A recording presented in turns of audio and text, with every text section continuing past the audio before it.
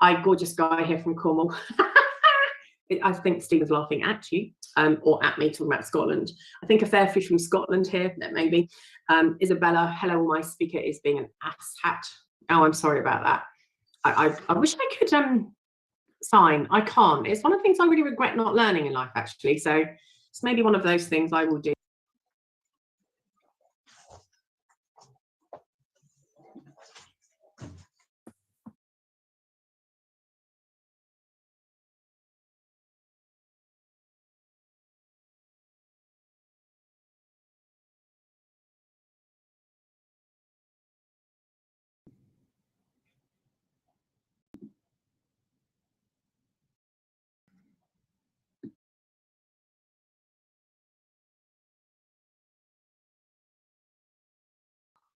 Deb, you're muted.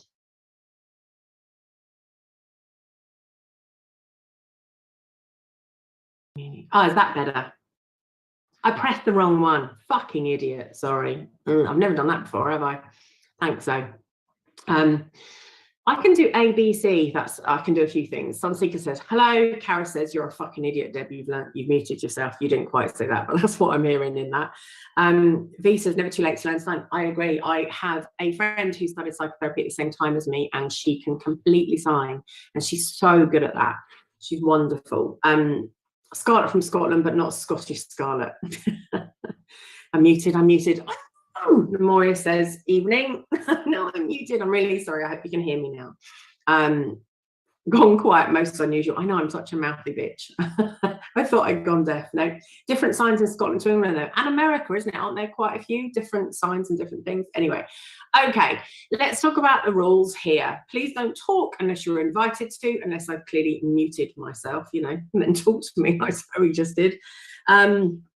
The only people that can speak in here for me are Jerry and or Poppy when she comes in, although I spoke to her about the subjects I'm doing tonight, and she turned around and said, if you've got an opinion on this, what would you think to you know, about how to police the scene and everything else as well? Like, so I said to her, I'm talking about this, what are your thoughts? And she went, you're either brave or fucking stupid. Those were her thoughts. No help at all, just that I'm stupid. So yeah, it was funny in a way. Oh, maybe not. So please, no naked, no showing of body parts. I don't care how much you're dressed up. That's absolutely fine by me. No masturbation, nothing sexual. Please don't comment on anybody else's body or anything else as well. What I say may be contentious, especially tonight. If it is, that's okay. Say something down the side. Let's talk about it rather than just get lost in different things. Although I might lose a couple of thousand followers today. It could be that dramatic. You, me, Poppy, others had that policing the scene conversation some months ago, and many other times too. I've had this conversation so many times. Like, I've been on the scene for nearly 40 years come June. Like, I started when I was 17, which I understand is pretty young. And definitely very young for some people. So I have had this conversation about policing the scene every year of my life, I think, if not more often, a lot of times. And yeah, it'll be interesting. So we're going to look at policing the scene. I don't know how long that's going to take today, and I do want to give it time. Then we're looking at mentoring, then we're looking at submissive self-care. However, I will turn around and say, if this one takes too long and we go on to mentoring, looking after yourself, submissive self-care might go to the next week, because I think this is such an important subject. Isabella says, if it isn't controversial, is it psychological? I don't know. That's a good one. Zoe, you can't police the scene, but you can manage your own events to your best ability. That could be a controversial thing, couldn't it? However, I'm known for being controversial. So let's start. Let's look at caring for yourself, looking at predators on the scene, looking at the scene. Can I ask, before we even start, just out of curiosity, anyone here run an event? If you do, put a yes down the side. Right? Or put your hands up. So some people run events. Yes. Okay, so quite a few people. And events maybe have rules and regulations. Several. Yeah, that's true. Yep, so loads of people run events here. Okay, that's true.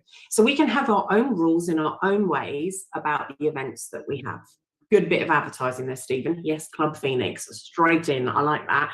So we can have our rules, and we can have things that we can say about, this is the rules of my munch. These are the rules of my club. These are the rules of my party. These are the rules of my personal, private party, or whether you pay, whether there's alcohol, whether people can drink. We can have lots of rules. Yorkshire Kinky Co-working, little name drop there. Don't blame you, Isabella. Jerry goes, Lanchester and Lamb. Any others? I mean, let's just shove them in. It's like free advertising. It's not going to get to many people. It's only us.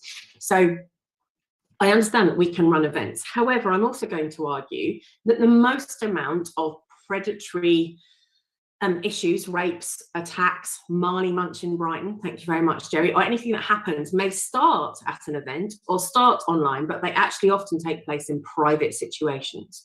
They take place in homes, they take place in private play parties more often than they take place in actual public events, because that's the truth. Most people will not do things in public unless they know they can get away with it, but we'll come on to that one in a minute. Manchester Alternative Munch, right? Anymore.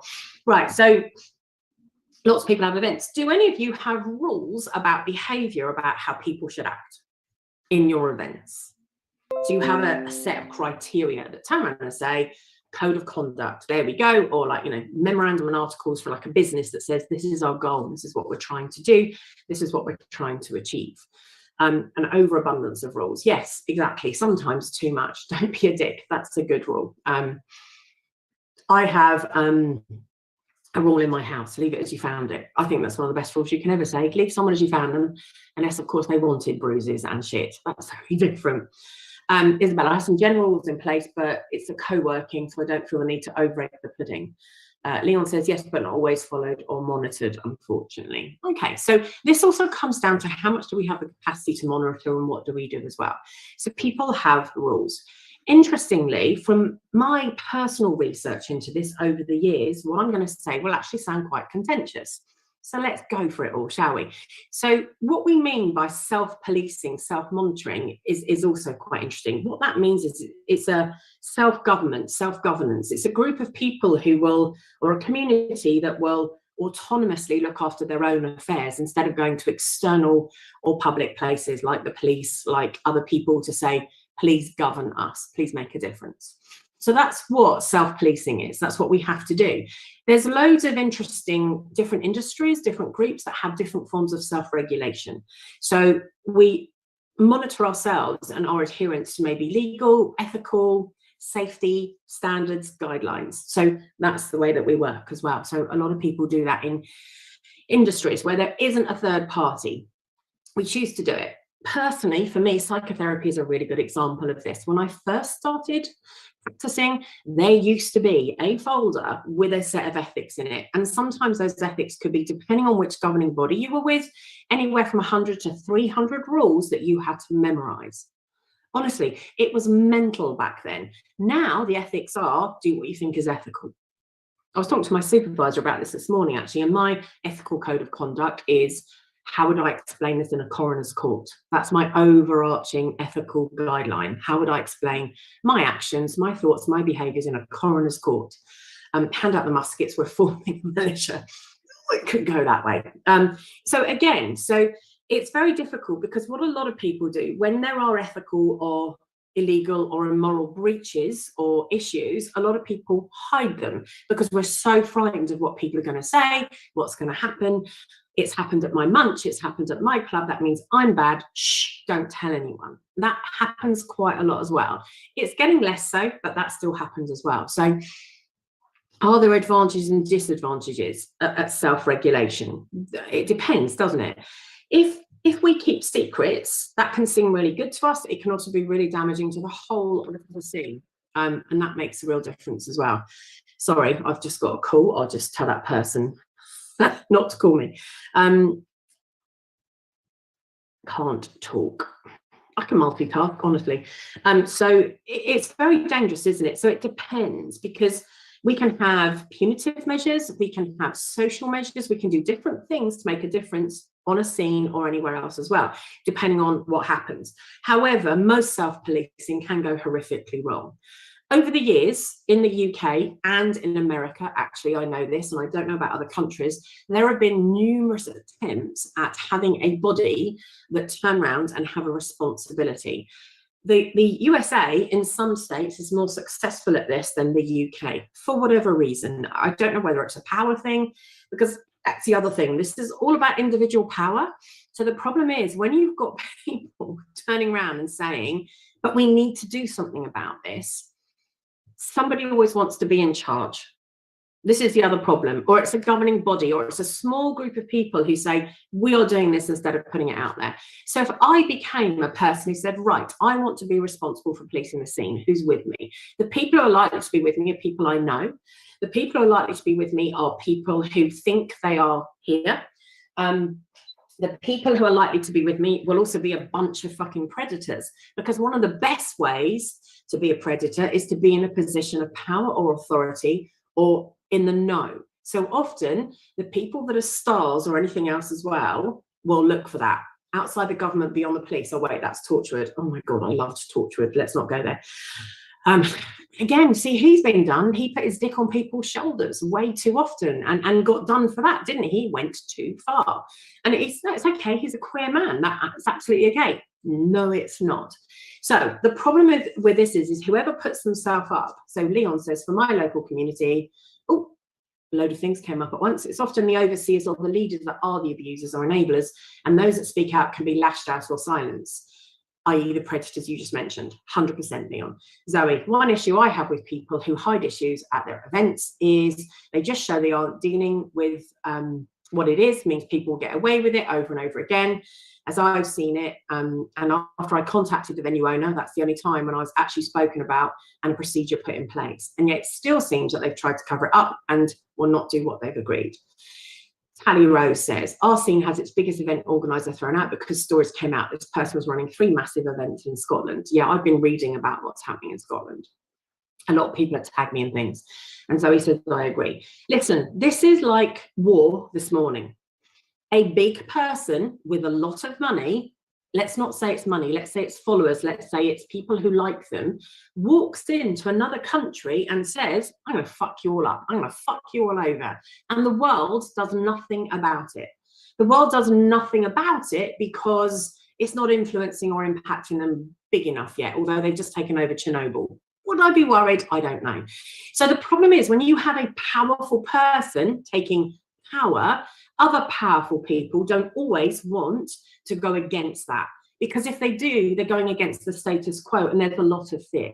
Sounds like a beach bind as well in the rope community. That honestly, there are so many. Show me an event that hasn't had something go wrong at some point, and I'll show you a liar.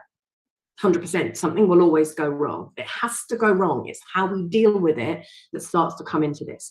So when you have a position of power, especially if you just made yourself a £97 million yacht and hidden it in private, whatever, I am talking about Putin, it then becomes that person's too big for us to start to hurt, or so we believe. So there is a lot of psychology in this. That person's too big for me to topple. I can't do these things. The problem is we are a community. No, we're fucking not. Okay, so let's knock that one out the head first of all. We are not a fucking community. We are small groups of people, small cliques, small groups of friends that know each other. We are larger groups. We like to say that everything is our family, and we get lulled into this false sense of security that we are a community who will always step up, who will always look after themselves and always do the right thing. First of all, let's just dispel that myth. We have friends, we have different things. It's also fear of retaliation. Russia is a fucking huge nuclear power. Exactly. So, and that's what I was kind of saying. It'll come back on me. I won't be welcome. I won't be able to go to things. I can't do stuff. I'm too scared to talk. And then people freeze. You know, people friend, people fuck, people flop, people foe, people do well, the right thing. I'm going to come on to that one in a minute. I tell you. Woo, I'm on it tonight. You can disagree, and I'm on one tonight because this is a fucking thing that's really close to my heart. So I missed you, Debs. Oh, thanks, Sally. What my very opinionated nature about these things. Right. So the problem with BDSM in itself is it thrives on a fucking power dynamic. That's what BDSM is all about. It is a power dynamic where somebody takes charge. We tend to like the patriarchy. Sorry, men. But we turn around and say that there is a criteria here of who is in charge and who does it work.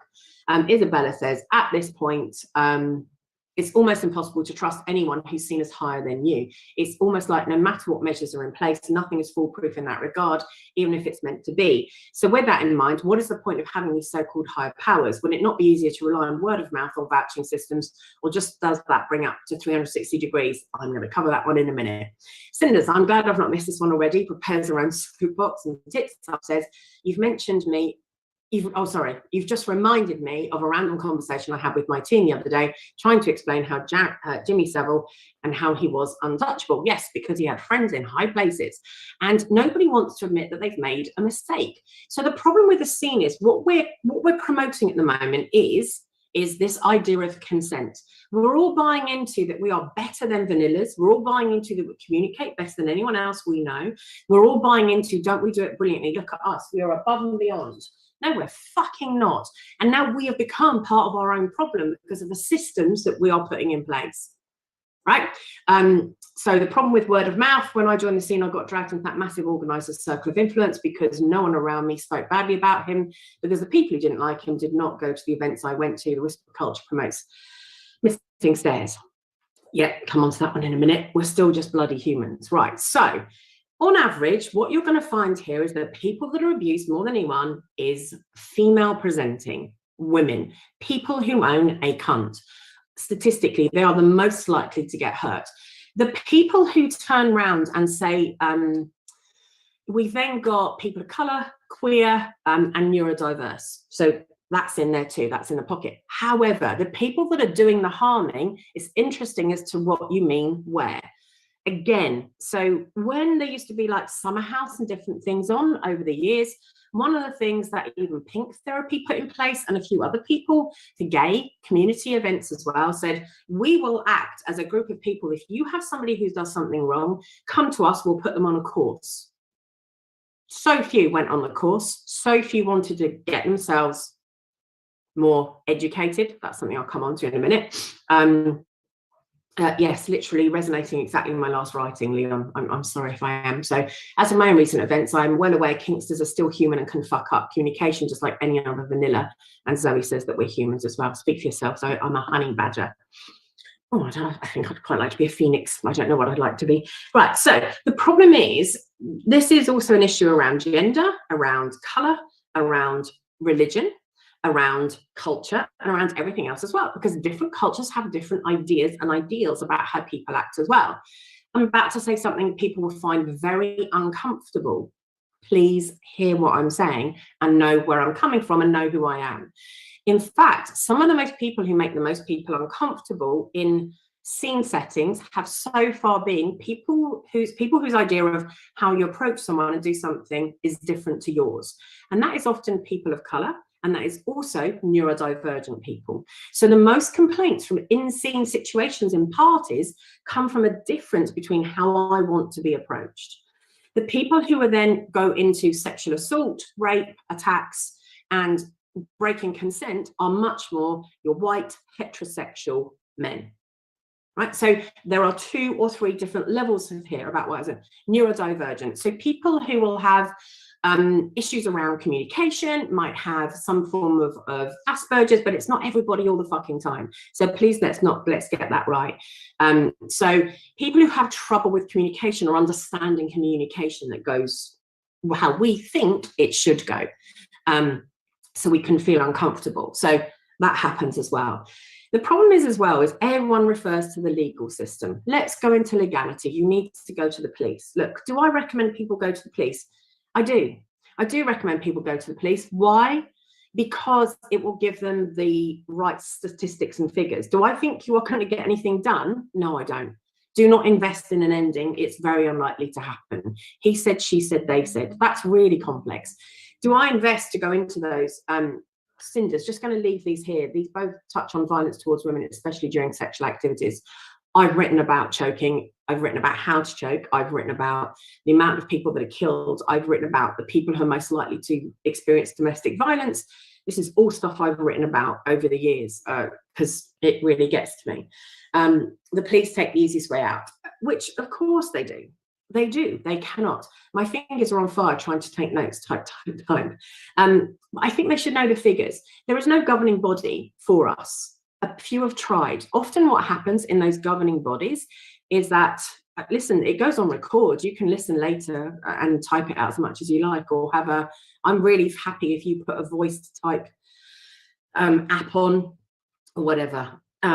So you can do any of those things, honestly, it's not a problem. I know you have like scary that's becoming normalized on the likes of TikTok. Oh, I've written about that as well, freak talk. So we have an issue with policing ourselves. Why? So when we look at how BDSM is put into mainstream movies and how it's worked, it's always seen as it's kinky, it's fine. And then we get these really weird movies that come up and say, hey, hang on, look, the secretary, look, they're both damaged people. See, they're both fucked up. That's the only reason they're into kink. So we have these really strange things that we put out there that say, we're not normal, we're not okay. Look, we're really normal, this is okay. So again, we get that crazy juxtaposition going on the whole time, where actually it's a bunch of fucking normal people. I use YouTube channel to catch up on sessions I missed, yet totally forgot it tonight somehow. Yeah, just honestly, because I talk fast as well, I know I do, but this is such a passionate thing for me. And I really understand I'm going to piss people off. I'm probably going to watch the figures go down and down and down. As for police, do not get me started. I had to go through 3 botched attempts when the local police force were informed. After I reached out for therapy in 2018, I ended up filing complaints and deeming they have so much to learn. They do. And look, is it right? No. Is it your job to teach them? No. And someone fucking has to. Someone at some point has to stand up and say, no, that isn't okay. Listen, it's the same for our rights as gay people, as kinky people, whoever we are. I was on those original Pride marches when I was a youngster. Believe me, it wasn't glitter and it wasn't drugs. It was fucking stones and abuse, and it was horrific. And sometimes some people have to stand up to say this isn't okay anymore. And actually, let's go on to that, because the first place, if you want to change the scene, starts with personal and responsible accountability. It cannot start trying to change the world. When somebody comes into my therapy room, honestly, unless they're willing to take accountability for their part in it, if they're just blaming the world, we might go through that for a little while. I screamed that. Really, thanks, Tally. I really understand a lot of people disagree with me, and I'm really okay with that as well. No one is going to fucking be your Robin Hood, your knight in shining armor, or any of that fucking shit. We are responsible for our own safety and our own okayness, and it has to start with us. So what can we do about that? So when someone comes into my room, if they're not willing to look at their part in it or how they can change or what they can do, after a while, I'm going to reach a stage where I say, I'm really aware that you're maybe not in the right place yet for this. It might take 6 months, it might take 6 weeks. I see people for a variety of times. I've been doing this for over 50,000 hours. That's a lot of experience. And that is my experience. At some point, somebody has to take personal responsibility and accountability. Otherwise, they will never move and never grow, and nothing will change. If all you do is blame the world, then you can't control the world. Dogs running in. Right, so thank God you don't pay for this, as I always say, because my dogs run in. So we have to be very aware. We are a marginalized group. We are a very small percentage of people. We have to be responsible for ourselves. And that starts with education. What we need, I'm going on to that one in a minute, because legal remedies, legal responses will fail us as BDSM people and practitioners. It will not work well for us long term. It never does. I also, however, really believe in let's go to the police, let's report people, let's do things to as many places as we can. Okay, what do I think we can do? I think the first thing, which I really love about, so Leon says, then comes the slippery slope of personality disorders and those who are unlikely or cannot. I'm going to come on to that one in a minute. Right, so the first thing we can do is have a look at a couple of states in America and a couple of localized clubs and places. We need to scrub everything that we've got and we need to start again. Cinders, yes, if no one speaks up, nothing will change. It's a horrible thing to experience, but I chose to persist as I knew it was the right thing to do. So did I. I've been stalked, I've been attacked. My rape when I was very young, I make it sound like it was a familiar, wonderful thing. I was raped by my boyfriend's best friend. He was off his face. He managed to rape me. I can't even remember it. I was knocked out. I've been dragged down a flight of stairs and I've been knocked out. And I was in hospital for 3 days. They broke his ankles, both of them. I mean, it's like a Kathy Bates movie. And they took my Um, they took my ability to advocate for myself away. It's not your fucking right. We all need to learn to advocate for ourselves. I'm on fire. I'm getting sunburned. What you do? I'm very passionate about this. I'm really sorry. And somebody just privately wrote, recently supported well by the police with an incident. They were very understanding, much to my surprise. No, the police didn't break his ankles. My boyfriend and another mate did. So at the time, I was only 21. God, that's interesting, isn't it? Memory failure. Might be going on a tangent, but for such marginalised, for want of a better term, group, why does there seem to be so much drama and so many situations between groups of people? Surely in terms of safety and learning how to keep safely and enjoyably, we should be united in showing that. Because that sort of thinking that says we are different to everybody else is also in the wrong, Isabella. We are no different to anyone else. You see this again in theatre groups, in cheer groups, in everywhere else as well. Everywhere.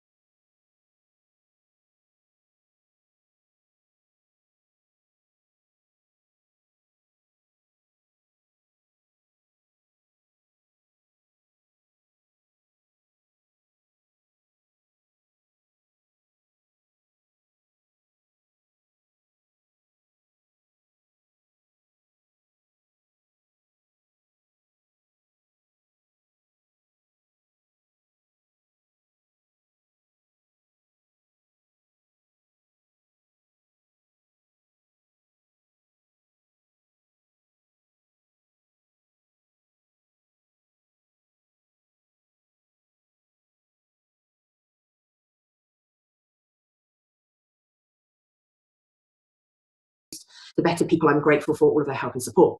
Mentors are more predatory on their own, Leon says. So Shona says, who decides who mentors people though? Who polices the police? It's not one of the problems that new people are being grabbed by the abusers who call themselves mentors. 100% yes. Stephen, for organisers, how can we differentiate between genuine reports versus malicious? Oh, I'm coming on to that one in a minute. I personally worry about this. Yeah. Namoria, waited 18 months to be pissed off. You haven't managed it yet. I might do. Zoe is getting love. I feel like you kind of answered this, Shona. Love between Zoe. Does Deborah ever breathe? No. Who needs to breathe? I breathe out my ass. Basic issue of teaching, mentoring, don't sleep with your students. Yep, absolutely. I'll try to find an educator handbook that's online that's really good, essentially a code of ethics. I've spoken about writing my living book, and that will have all of this in as well. Tally, I need to go to a meeting with my event organising team. We'll definitely take these learnings there. Oh God, I haven't even started yet. I haven't finished. Alice says, hello. Right, so we need to provide education. The next thing we need to do is provide a community who looks after the victims. We need to step up and do something for victims as part of our community. We need to look after those that are damaged by us on the inside in some way, shape or form. There aren't good enough resources, there aren't good enough lists, and it costs a fortune. We could invest in funds, we could raise money, we could do all sorts of things to look after the people who are being hurt and teach them how not to be hurt again. That makes it sound like it's their responsibility. It is. It is not their fault. It's really awful that bad things happened. However, it's also our responsibility to teach people how to not go into that and how to help ourselves. We need to try and make sure that people understand the difference between abuse and kink, about what is right, about what is wrong, and how that works, about consent at its core level. And how do we self-police? I think it's so difficult. I think it's really difficult. The more we exclude people, the less people learn. So a lot of people go with exclusion, and then there's people go underground. That's also an incredibly dangerous thing for us to think about. Stopping abuse or abusive behaviour is really problematic. When you've got somebody in a position of power, my instant thing, especially when I see some of these names on FetLife and everything else as well, who have these huge families, who have a massive turnover of women, who have this massive following because they're a god in this thing. Anyone who set themselves up as a god, I'm going to ask why. And I'm going to teach everyone I work with to ask why. Why do they have a big turnover? What's really happening there? And look for the things where we go, oh my God, look at those pictures, look at that person. That is potentially a danger. We've got to be self-aware and have a look at that. Secret policing is definitely not the way, no, because it doesn't work. Thanks for that link, Leon. If I have it, I'll have a look in a minute if I can. Here says V, sorry, company bye. Zoe, I've had victims come to me and I've listened and tried my best to help them so it doesn't happen again, and they seem to have taken things on board and are making better decisions like I have myself. Yes. V, here, great course in Scotland, but not being funded properly. That does exactly this. Sage Scotland, Freedom course teaches about recognising abuse, Toolkit courses teaches about setting boundaries. I do here, like I run workshops on consent for nothing. I'm doing this all the fucking time, yet you get 90 people in a week. So why? Why aren't we getting, not me, I don't care about me, why aren't we getting hundreds in? Why aren't we getting thousands in? It's a real problem. Leon says, definitely recommend victim advocate programs and the NCSF. And yet, I chose not to join the NCSF, National Coalition of, can't remember the proper name of it. It's about people who are therapists and different people who work. There are some great courses out there for sexual freedom, thanks, for us to do. There is also, what did I recommend the other day? There are some really good courses going on in America and different places that we can work. So how do we find people to run these workshops again if we have lost the great educators from the scene? Who are the great educators, V? Who are the great educators out there? What do you mean by that? Because I tell you now, I know 3 qualified people in this room. I don't know about other people. I know Karis is qualified, but she probably doesn't want to do it. I know Poppy's qualified, and I know she does want to do it. I'll do it. She'll do it. There are plenty of us, but who's to say we are great educators? What does that mean? And how misinformed are we really getting into when we do that? We get lost in that thing of saying, oh, we need that person or this person. This is the problem. I think an organised blacklist, see, like, yeah, define once, you know what I mean. You do. I mean, what you've said about this happening 20 years ago, but now isn't. No, because the great educators are still around. There are some fantastic people who know a lot and have been in this for years and have loads of experience and definitely want to share. We have to make sure they can share, because a lot of these people are too terrified. I have a client who, at the moment, is being investigated by all sorts of people. I know exactly what he did. I know what he did to a child. Spoken about it after it had happened, even before the police got involved. And I said, I wouldn't have done that. I think that could go down badly, especially if you've got hypersensitive children. It did go down badly. He just dragged the kid out of a mattress. And he's now being investigated. So the rules around touching and what we can and can't do are absolutely changing. So to do things in public is really important. That's the other thing. We need to educate in public, not in private. But we need to empower young people and inexperienced people to be able to do that. We have to be really careful about blacklisting people. Why? There are definite groups and paces. Yeah, educators can get burnt out. Yeah, I keep getting told I'm going to get burnt out, especially due to gatekeeping behaviour and sits out white old man and runs faces. Yeah, no, I've been fighting those for the last 40 years and I'm not burnt out yet, and I might do at some point. We do, but some of us don't get burnt out. Some of us get a fucking shit ton of energy from this stuff because we feel really passionate about it. I do want to go on to the next topic, but I'm not finished yet. Right. Blacklisting. We have different issues here. We have people who, as I've said before, maybe don't have the same sort of temperament, maybe have personality disorders, who have issues, who need education for themselves and education for you, so you know how to handle people who are neurodiverse. That goes always. That's going to happen. We are open in the scene. We invite everybody. So it's really important that we know how to educate everybody and how they educate us on how they work.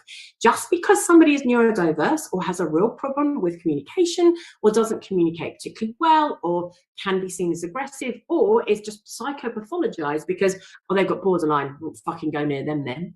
It happens in my world as well. You'd be surprised how many people are told, as therapists, you should only really have 1 or 2 people with borderline on your books. You should only see 1 or 2 people on the spectrum on your books. You should only see 1 or 2 people with ADHD. Yes, I'm still going through them. I promise you, I did go through them. I'm still going through them. That's why I'm coming back to this. So it makes sense. So it's really important that we understand what neurodiversity means. So again, that comes into education. And what we also need is for people to say, I am neurodiverse. I have this. These are some of my issues in communication. These are some of how I work. So we need people to be able to feel safe, to say, this is who I am, and we need to educate both sides of that slash to say, this is how we deal with it, and these are your problems with it. I said to my supervisor this morning, I had a problem with a certain person, and he said, did you know he's neurodiverse? And I said, no, I didn't. And he went, well, he is. There's this and there's this. And I went, do you know what? That changes everything I didn't know. And I changed my opinion of that person because I now understand what happened. However, then my supervisor, Sharon, said, it is interesting, though, that these people are men. Do you think that's something in that about where you are and where they are and what that means? And I said, oh, yeah, maybe there's that element in it, too. So we have to understand how people work and what they are. We've then got a problem with blacklisting, blackballing, whatever you want to call it, having a list of predators, which a lot of people do. The problem with having a list of predators is that some people also go out to hurt other people. Traditional education attempts to teach neurodiverse people to communicate with neurotypical folk, but not the reverse. Yes, so I think we should do both ways. That's my point. There is also issue of blacklist and false accusations, which I was just about to come on. Some victims work for the system revenge. Isabella, is this limit diagnosis based or just taking into account your spoons? Because using the kink community as an example, it's argued that there are a lot of neurodiverse people in the community, whether diagnosed or not. So a person who sees primarily, that when kinky people would surely have a lot of neurodiverse clients. I think there are a lot of neurodiverse people out there. If you look at the statistics around mental health, the argument is it's 1 in 4. If you take my client base, of which, and my supervisor knows this, I see around 50 people a week. I understand that's a lot. A lot of people don't have that energy, but I do. I would also argue that half of them are not registered at doctors. Half of them are not known about. So that 1 in 4 is a heap of shit. Also, because I reckon it's about 1 in 2. So, and actually, I think people who aren't neurodiverse, I'm going to say something really controversial again here, neurotypical people also only have a finite amount of energy and spoons well, with stress and different things. So it just depends. Jay, how do you deal with people who do the first part? I'm neurodiverse and so I don't understand social cues, but not any other level of responsibility, and use that. Hang on, that's a completely different workshop, Jay. Sorry, but it really is. But I'll try and cover that. I've seen many people messed up over the years, but what worries me far, far more is those who disappear when they are damaged. While the scene doesn't provide great support, there's at least some support from others who've been in similar positions. I estimate well over 80% actually just run from the scene and add to the damage, feeling somehow they deserved it for being into these terrible things, lock it up inside. I agree, which is why I'm saying we need a system whereby we look after people who are damaged, hurt, have a situation so that they can be helped. Being added to a register you can never get off, even if you have learned. Jay says, fair. Keep drinking that Coke, Debs. The ingredients list should have a percentage of spoons. Leon says, it's very possible, just as people use kink to hide abuse, just as diagnosis, no different than a malignant narcissist, lack of empathy. There's unfortunately a good amount of overlap. Yes. So one of the things I ask people when they have a diagnosis is, what is it? Where did you get it from? There are a lot of self-professed people, and that's okay too. But I'm curious. I see an awful lot of people who don't have a diagnosis, and I would encourage them to go and get one. I would encourage them to get as much support as they physically, emotionally, and psychologically can. And there are also people who turn around and say, I can't help it because. So this is all about teaching and enabling accountability, which we can do in any of the courses that we could run. We could really put them out there for people, and we can also take into account, I know I could, I know Poppy could. I can amend that for ADHD. I can amend that for a borderline personality or an EUPD. I can amend it for this and I can amend it for that because I can, because I have those qualifications, and so does Poppy. Some of us do. So in communications courses, we can also turn around and say, and this needs to be adapted like this, and this needs to be adapted like that. It's really healthy to do, and we all need to learn to adapt. So yes, if we're hiding behind something, saying I can't help it because, for me, that's a walk away, and it is a walk away. I feel very strongly about that. I'm not neurotypical from my past, if you really want the truth about it. However, I've learned about myself, I've learned how not to be, and I've done those things, and I know other people are here too. We are still accountable for what we do and how it works, no matter what our diagnoses are and the impact that they have. So we've got to be very careful about what people hide under, and if you feel that someone's hiding, what we've also got to teach people to do is listen to their guts and how that works as well. Right, so let me go back to the thing we've really got to think about is blacklisting. So we could put neurodiverse people on a blacklist and get it wrong. We can also put people on a blacklist. So I personally have been involved in 3 situations, just 3 in all my time, where I know that somebody who is accused of something is not guilty. How do I know? One situation, just to give you an example. So someone I know personally is often accused of rape out on the scene. I hear it all the time about them. I know exactly the night that was being spoken about. I know that exactly what happened, because I had both of them come to me the next morning. We had a long conversation about what happened, and it was a clusterfuck. It was a mistake. Everything went wrong. The person gave absolutely clear consent for it and regretted it afterwards. And it was a fucking awful situation for both of them. And I'm so sad that it happened for both of them. But now that person retells that story saying that it was rape. It was not. From everything, and I can honestly say that. That sounds shocking, doesn't it? You can't say that, Deb. Surely you can't. I can. I listened to, and they actually said there was no coercion, there was nothing else in it. And I'm not going to go into the details because it is nobody's business. That's why I can say it. I've been another one with an anal rape, another one with another situation where these people have no guilt, yet the rumours start. However, there are hundreds more people who absolutely are guilty and have terrible things, and terrible things that they do and terrible things that happen to people. The percentage of false accusations when we go to the police is around 7%. That's roughly what it is. So the problem is with the list is around 10% of those people, especially on the scene, because it gets a bit more malicious, around 10% of those people will not be guilty of anything. And then the question is, what do we do?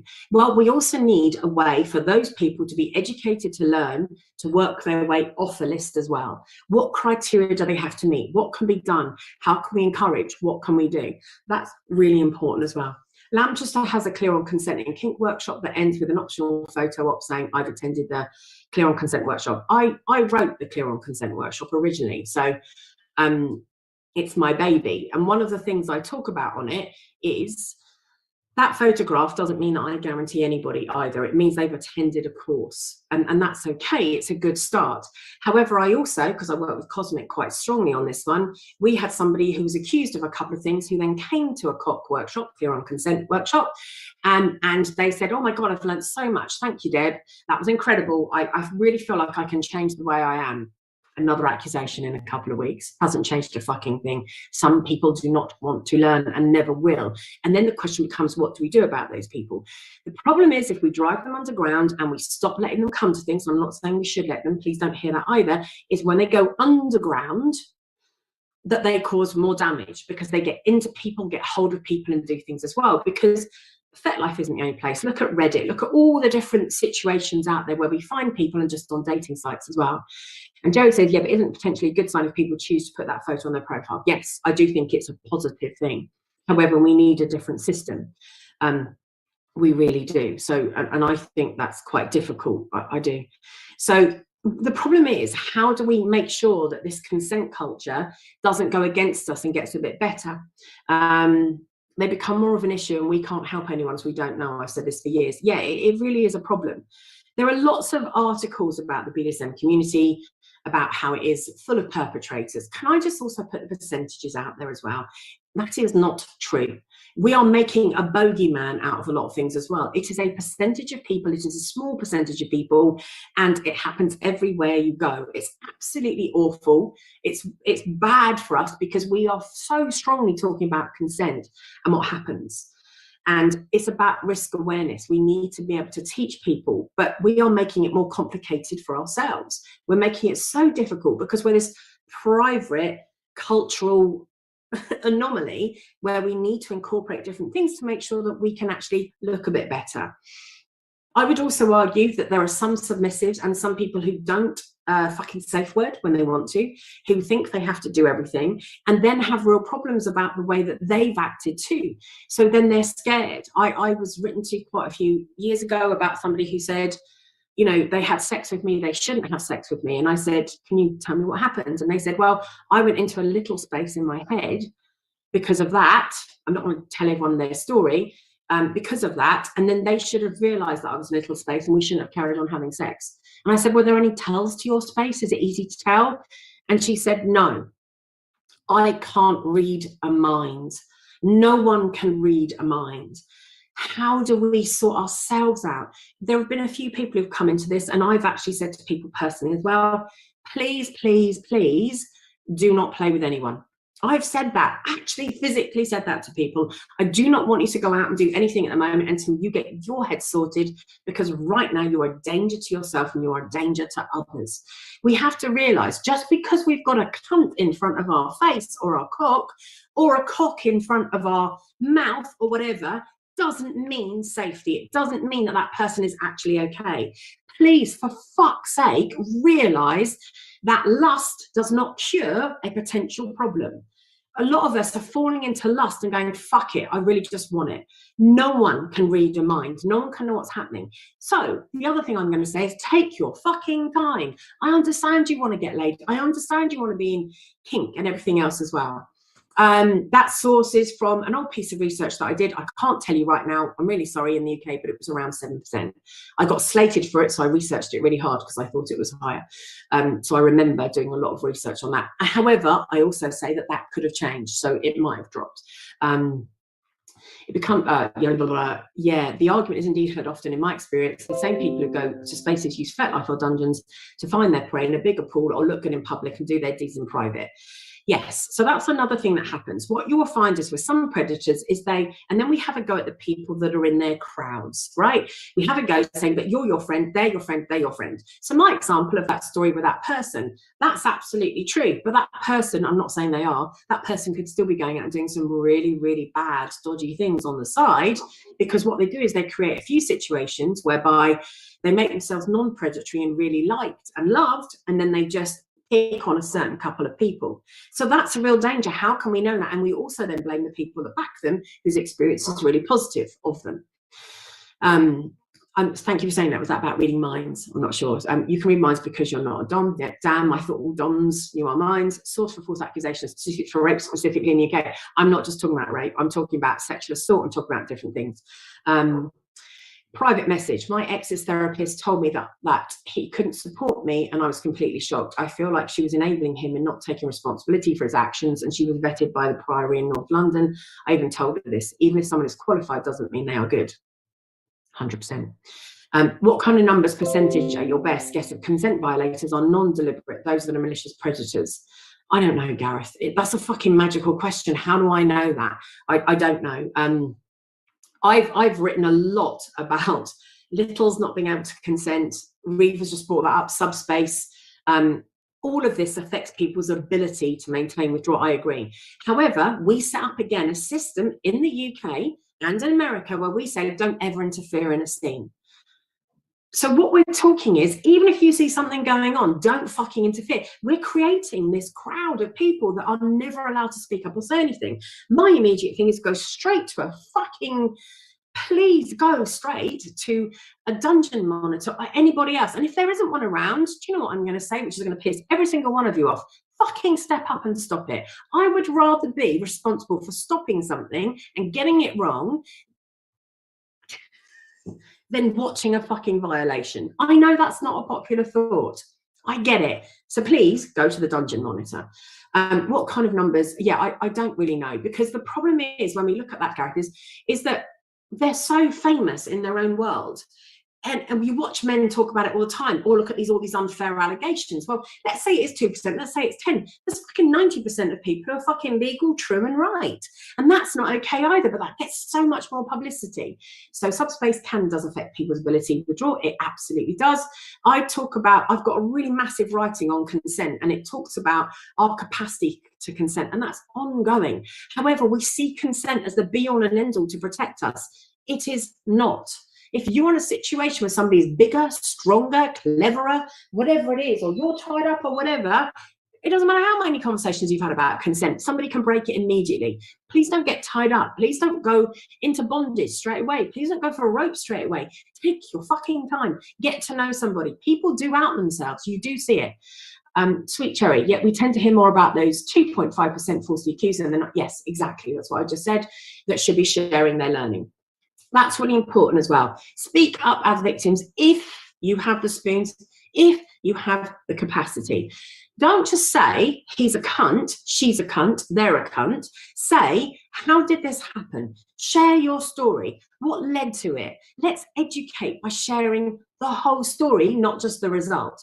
I was responsible for that because I did this. They did that, and I fell for that. This is the important part of learning that we have to share with people, yet we don't see those stories. And when we do, people take two sides because they feel so strongly about it. Miss Sapio, I see myself as an optimistic scientist with social situations. I hope for the best, but focus on the data. I agree. Jerry, I have several friends that are well known and respected. Would I vouch for them? No, I don't vouch for anybody. I don't vouch for anybody because I don't know. So the only person you can trust on the scene is yourself. And if you can't trust yourself and you don't know what to do, learn about yourself, go and get some fucking therapy, try and make sure your head's okay, learn to trust yourself, and that's the only person you then trust. Yes, for telling people who are not able to communicate around consent not to play, assuming you didn't mean just subspace. No, I mean everything. Like lots of people get in their own way. Look at fawners. Look at people who have some form of PTSD or trauma who fawn naturally, who fuck naturally because they believe that's the way to do it. Don't play. Don't go into those things until your head is sorted around that, because you are going to create a shit ton of danger for yourself. And here you go. Next contentious thing. Why not? Please don't play by reenacting your trauma, unless if you want to reenact a trauma, it can be really beneficial. However, have some sessions with a sex-educated, trauma-educated psychotherapist, preferably a psychosexual psychotherapist, if not, fucking close to it. Have sessions ongoing through the reenactments, have sessions with both of you who are doing the reenacting, and sessions just as an individual while you're doing the sessions. How to make it work in a really big thing rather than just on its own as an entity. Leon, I'm referring to all consent violations, sexual assaults, etc. Often I see the victims are new or inexperienced or vulnerable in some way. I agree. So the question is, what can we do about that as a community? We can educate, we can help, we can step in, but we need a system for people to step into. But we haven't created one yet. Why not? Stanley's clapping, I don't know what bit, sorry. Cinder's agreed. Very well said. Do not witness abuse. Stop it, Memoria. Oh, it's very unpopular, isn't it? Leon agrees with Reva. It comes into capacity. Just I almost never do mid-scene negotiations, as the headspace is altered even without subspace. And actually, Reva, I did read your piece the other day. I meant to comment as well, and it's so true. You were talking about how, like, putting a collar on you changed your psyche, changed your well-being. What we have to be aware of is someone's internal and external process every time we do something.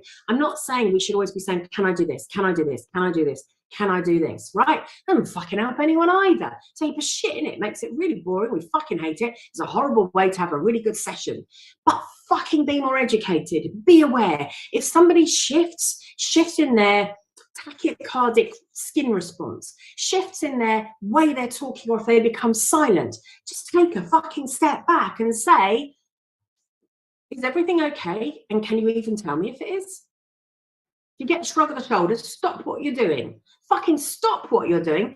Take a step back, because you can always go back to it. You can't undo shit. So please act. It's really important. Leon, it's about capacity. Just almost never do mid-scene negotiations. No, never do a mid-scene negotiation, because it can always be done later. We are an impatient society that says, I want it now, I want it delivered, and I want it fucking packaged, and I want it today by 10 p.m, please. That's what Amazon is teaching us, isn't it? Slow the fuck down. It will help you and everyone else. Looking like a dick is a small price to pay for potentially saving a horrible outcome. I know. So that's my writing on consent. Thanks, Memoria. Domina, thank you always, Memoria, for sharing the writings as mentioned. Thank you. So a direct message came in that says, when I was still new, I had a scene with someone running an event. I tried to plan beforehand, but they said we talk on the night. That is a red flag immediately. That is a red flag immediately. We'll talk on the night. Someone who's running an event does not have the time to talk on the night, or they shouldn't. We will talk before, even if it's done online or anything else as well. We had a cursory conversation. That's a red flag immediately. I would never try. Here we go, 2 red flags. How do you know? Because you're new. Major regrets on my behalf. He worked me way too hard, and there was music drowning out my red. Okay, so again, learn communication. If you have a loud music, take yourself a kid's bouncy ball that is bright and colourful, drop it, because when you drop it and it starts to light up, guess what? The person can notice, or fucking everyone else can. So again, that's about education. I've got 22 messages. I'm really trying hard to catch up. It's hard for many subs because of the supply and demand. I know that many subs are at risk because of lowering their limits just to get some play in. Then don't play. I'm really sorry, it's hard, but that is not a good excuse. I'm desperate. I really want to play, so you can hurt me. I'm desperate for a relationship, so I'm happy for you to treat me like a piece of fucking shit. No, don't do it. I'm really sorry. And actually, Namori's just said it. It's not just subs, it's also decent tops. This goes both ways. There's a lot of abuse to and around for tops as well, because it's like, just fucking do it. Do it. I want it. You should do it to me. This should happen. It goes both ways. There is a serious supply and demand. I get offers for kinky sex all the fucking time. I don't want kinky sex. I want a lifestyle dominant who has a very different approach to all of this. Agreed, Racing, not just subs to tops. Another private message, just I'll share my story and the ramification with DM later. Please do send me a DM if you want to. God, this already feels like I could have wrote that. Jesus, hope the private poster is okay. Yup. Leon says the closest thing to mid-scene negotiation is something that's been discussed prior with the partner, i.e. adding hair rope, but something that's never been discussed and explicitly consented to, just don't do it. Cinders, I'd rather not play than risk playing for the sake of it. Just because there's an opportunity doesn't mean it's a wise decision. We've got to really get off of this, oh, this is what I want. And when we talk about risk and different things, so I am a supervisor. In my profession, I stopped supervising for a while because of getting cancer. I'm slowly getting back into it. I'm a qualified supervisor, for whatever that means, because, you know, there's no such thing as a qualification or a board in my world. And I'm thinking of running a supervisory kinky group for like 2 hours every other week for therapists who want to learn more about supervising kink, or having some more information about kink. Victim shaming, blaming is absolutely awful. One of the things I got taught was Showett's 7-eyed model of supervision. And what it has to look at, it's all about effectiveness. You can look it up. It's written by Peter Hawkins and Robin Showett. It's the 7-eyed model of supervision. So I think we really have to turn around and say, how do we look at these things from various levels? It's the situation, the problem, maintaining attention on it. It's just got a whole system. It looks at our self-awareness and experience. It looks at the system systemically. It looks at parallel process, what's happening for that person and what's happening here at the same time. It looks about our capacity and our ability to reflect. And it's all about education. It's all about the ethics, social, philosophical. And we have to do it with thousands and thousands and thousands and thousands of fucking appropriateness. And by the way, the person just said, Zoe, I'm fine, thank you. It was a really important lesson that I learned. So thank you for sharing that. V says, my past experience of being in gaslighting marriage for 2 decades means I find it hard to raise my voice when play goes wrong. I'm working on it. I continue to work on it. I tell my play partners in advance in the hope that they will check in if I am silent. Right, you can't hope that they'll check in if you're silent. You cannot, V. So one of the things I would say, what you need to start to practice is saying no. Say no in generalized situations. So like if you were my client, I would give you an exercise, very CBT based, very simple. What I want you to do is pick 3 situations, and you need to come back. We're going to talk about it next week, that you're going to say no. You can say no with or without an explanation if you feel better, but I want you to say no 3 times. In the next week, I want you to have a conversation where somebody says, will you do this? And you say, no. Now, it's really hard to just say no, right? If you say, no, I don't want to. However, in English language, we have these wonderful things called excuses, which we get away with brilliantly. How many people have sort of like, how many people here have got a partner or partners and said to them, can you pick me up a pint of milk on the way home? Anyone ever asked their partner that? Or can you pick me up a beer or pick me up something? Why the fuck is it okay when your partner says, I'm really sorry I can't because of this, that, and the other, and you go, oh, no worries. Because what they really mean is, I won't. How would you hear if you had, no, I won't do that, I don't want to. But we use this excuse of I can't, which is fucking magic, isn't it? So we can use excuses. We need to learn to say no in life before we need to say no in play, because it's a much more difficult situation to say no in. And that's more, it's hard. If they don't know, then I feel that it's on me and I'm the one taking the risk of playing when I know that can happen. I agree with that as well. I really get that, V. But it is practice in other situations. And if you were my sub, because I used to switch, what I would be doing with you to help you through that as well. And if you were working with me, with a partner as a therapist to get over these things, I would be asking your partner, or as a top, I would be saying, right, if you don't say no today, you have failed today's task as a submissive. You must say no at least twice in play for the next 2 sessions, randomly out of nowhere. And I will show you that I will stop. I will show you that I will listen to you, and I will show you that nothing will go wrong. Part of therapy is one of my clients was crying today and said, I really don't want to upset you. Now, look, we've got a really strong established relationship. This person has dissociative identity disorder and lots of things. And I said, because I can, I don't recommend that you do this as a therapist or anyone else's. Fuck off. You know us better than that. I know you all better than that. What's going on here? What's the game? You know damn well that in this process and in this relationship that you can do that. And I'm not going to shout. I'm not going to get upset. And we're going to work through it. And then she smiled mischievously and said, I know, it was one of us just playing. I went, okay, so let's see what happens. Like, because that sort of shit happens as well. It does happen. Right, so basically the opposite of Jim Carrey movie, Yes Man. Yep, practice saying no. It's really important. The problem is, I love that idea, Debs. I'm stealing that to help my S's practice saying no. Yes, why don't we do it as a regular thing? Teach people to say no. Teach people that you won't flip out, that you won't. What a lot of S's will do is, if I don't say yes to you, you won't like me. If I don't say yes to you, you won't want me. If I don't say yes to you, you won't play with me. If I don't say yes to you, I am not worth anything, because I'm a human doing as a submissive rather than a human being. You don't appreciate me. And there are tops that are definitely that. You are just a service bottom who should be doing whatever they want you to do. And if you're in that situation, then that's not healthy for anyone. It's not healthy at all. So we have to look at that as well. I think it's really dangerous. I've written about it recently. It's thrown up a bit. Is about that subs have all the power. Well, that's a load of fucking shit, isn't it? If that was the case, we wouldn't have any consent violations whatsoever. It's a serious, serious, serious problem. People need to stop at safe words, practice saying safe words, practice with people. Don't let someone convince you into doing something you didn't agree beforehand, like rope, like anything else as well. Plus, then we have to look at ourselves and say, what is it I find attractive about this person? Is it their name or their reputation? So then the next thing is, how does anyone get a reputation? What does it even mean? Why am I attracted to that person? Beth says, practicing saying no is one of the things I take a new partner to do with me the first time we play. It's a very telling how they respond to that request. It is. Maybe don't trick them on it always or whatever, don't manipulate, but certainly say, at some point, I'm going to say no, and it really matters to me that you stop. Safe word, whatever. Gareth, I've done this before, saying no in a scene as part of a healing process after some naive mistakes in my partner and mine's first experience. Of course it helps. It helps because it shows you that someone will listen to you. Will this help if you've got a fucking rapist or an attacker? Absolutely not. That will then depend on your natural sympathetic nervous system response that is fight, flight, freeze, friend, fuck, flop, foe, fawn.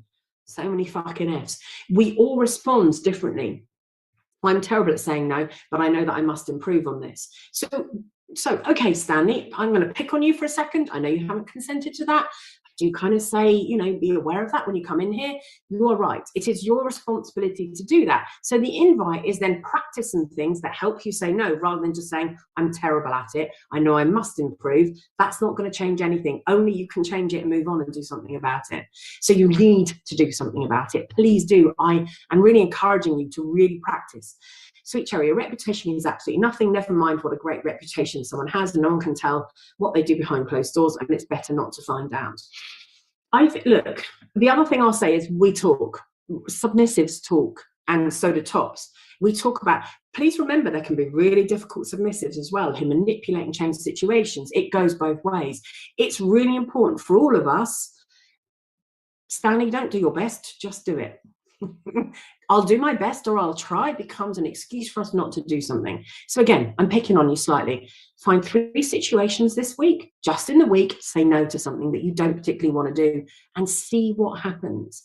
Learn that you will live, learn that you will be okay. It's really important. And someone's put a link of how to say no. I'm very good at saying no. My point related to losing my voice, play goes wrong. Well, then because you're fine. What does fine mean? Feelings inside and not expressed. Right. So what we then tend to do is when we are in a shock situation, when our sympathetic nervous system is going, oh, fuck, and all those hormones are just racing through your body in a short circuit system, when the panic sets in, and it may be very calm, as you might not have the capacity to say no. If you don't have the capacity to say no, there is nothing you can do in that moment. You can teach your system to get a little more loud and vocal, and it's good. But maybe what you also need, for some of us, is a spotter. Some of us, if we know we're going to go into that situation, we need someone else with us. We need someone else playing with us. We need someone else around. Could you please keep an eye on me in the dungeon, because we need to educate somebody. We might even say, can I film this? Oh, that's a real deterrent. Trust me. Can I film this? It's really important to me. I will be really happy to delete it afterwards, but I will only delete it if I know that everything's gone well. So is it all right if we set up the GoPro on the corner? I'll show you, I'll delete it. If not, I'm fucking sending it to myself. So that can be a really good deterrent as well. A reputation is only good if people stand up for you when needed. But the problem with people standing up for you is they can also stand up for you for the wrong reasons. And they can stand up and say, but this is really a great person, this is what we're doing. And, I really love that person, so I don't believe that they would have done that. We've got to be very careful. We say there are situations under which I have difficulty saying no, but I make it known that I have that difficulty and make agreements to avoid the topic. That way it makes it clear to me that violations are intentional, and it makes it easier for me to self-protect. See that you've got a system set in place. You know yourself. Good. This is the book that helped me most worth saying no. Do you know, like, a book will help you to a certain extent. If you really want to learn why the fuck you don't say no, go to therapy. Seriously, because it will undo all of that teaching. A book may help. It doesn't undo the teaching. It doesn't undo the pattern. We have patterns. Just verbally setting boundaries can help with your no, absolutely. Or as you said, with vouching, people won't stand up. People don't want to put themselves in the firing line. People are frightened. People are frightened of jumping on the wrong side in the wrong way, because we live in a cancel culture. If you say something and you say it wrong, you're going to be deleted. You're going to be taken out from everything because you got it wrong. part of what we need to do in the scene is re-educate people, help people if they make a mistake, which is very different. Some people fuck things up. I've got a writing on a clusterfuck.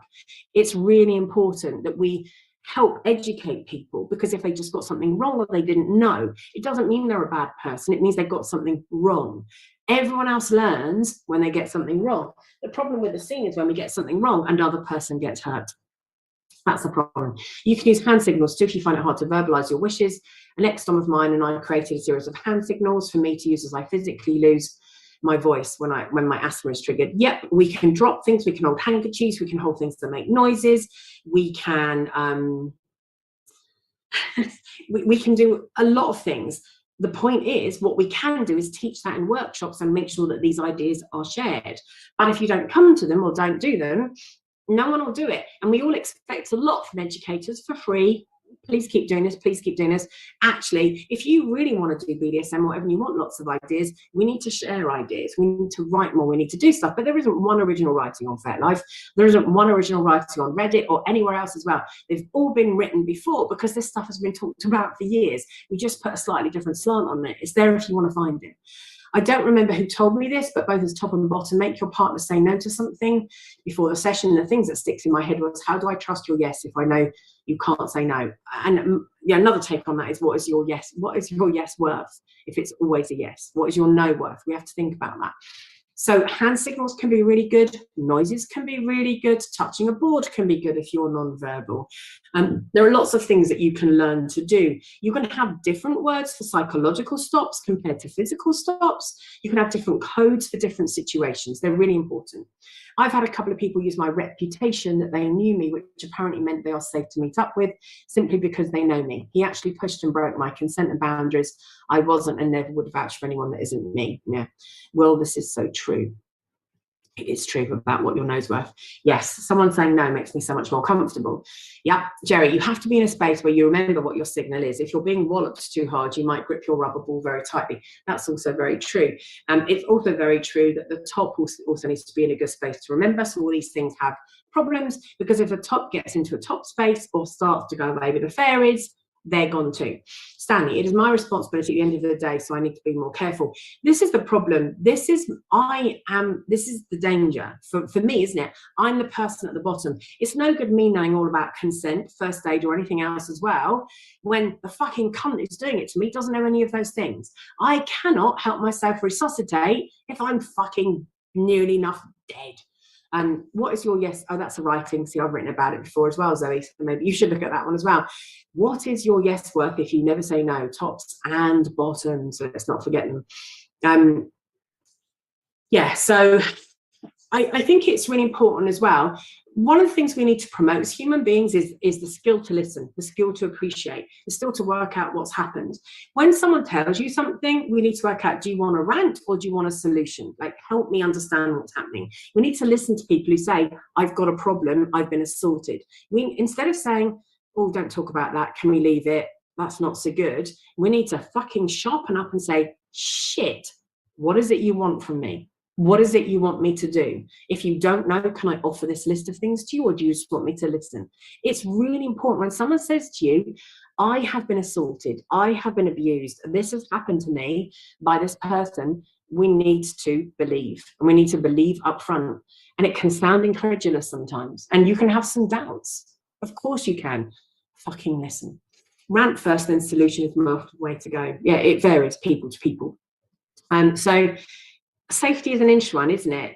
Safety, when we talk about consent, you have to be aware that consent means someone is willing to listen and stop, and some people are not willing to listen. It's no good if somebody has malintent or doesn't want to make you okay. It just isn't. I hope that if I negotiate with someone, I hope that if I talk to somebody, that they will listen to me and they will hear my no or see my no or understand me. However, it's really difficult to read people unless you spent a long time playing with them, because you get to know people's bodily responses, non-verbal cues, tachycardic type responses, temperature, all those different things can make a real difference.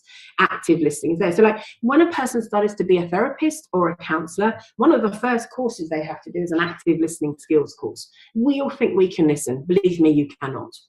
Not really.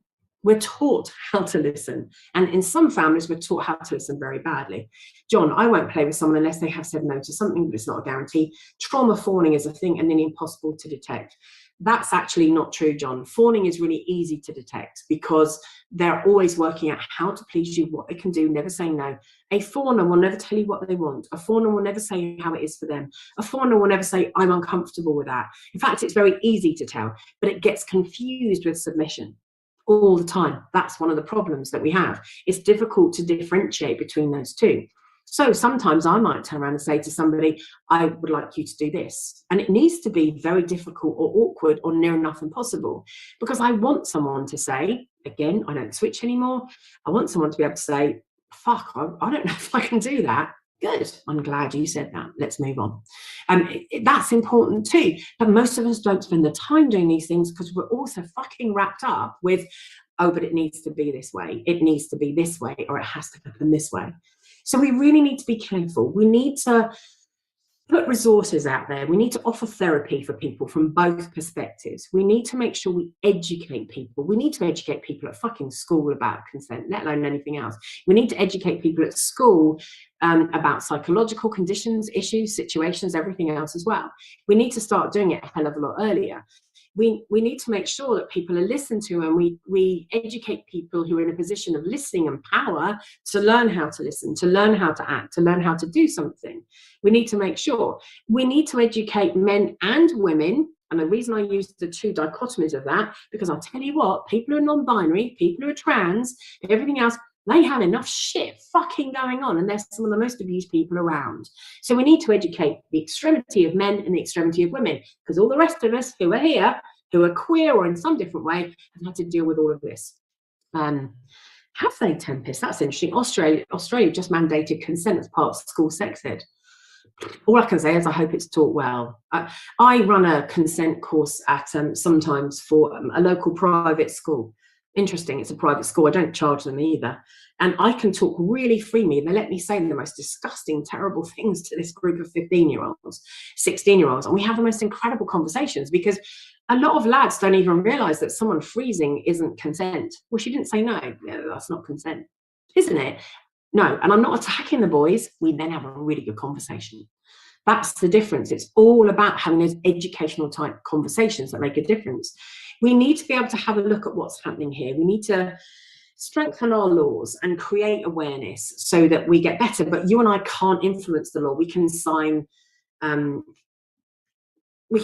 things, we can do petitions, we can try and do something as well. But what we've got to work at is, how do we create a solution here? Really good chat. Deb's, by the way, learning quite a bit. Oh, thanks, Stanley.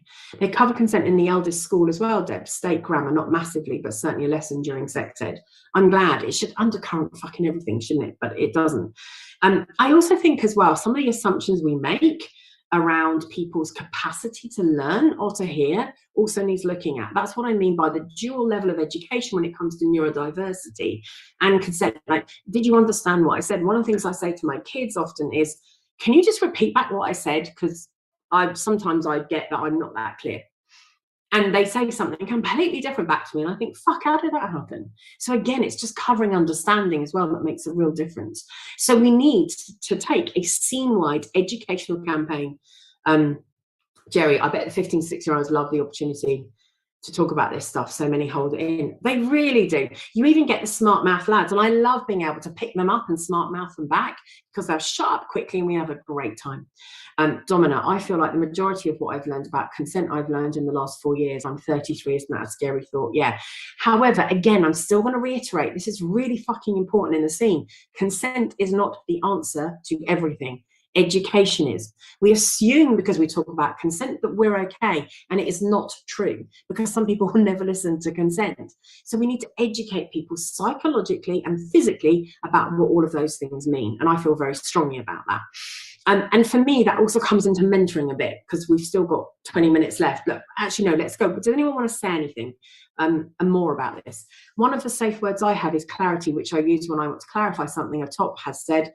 as I found that as either bratty streak, when I've asked about something a top has said in the past, it's been treated as bratting, and clarity is absolutely key. I love that, Isabella. I use something very similar sometimes when I really want to understand what somebody's actually saying and why they're saying that. And that's important. That's why I also mentioned it's really important to have a different code word for a psychological stop compared to a physical stop of, I don't understand what's going on here, help, give me clarity, or anything else as well. And that's maybe a different color, a gray, compared to a red or something else as well. So you can choose all sorts of different things. So exactly what I'm talking about.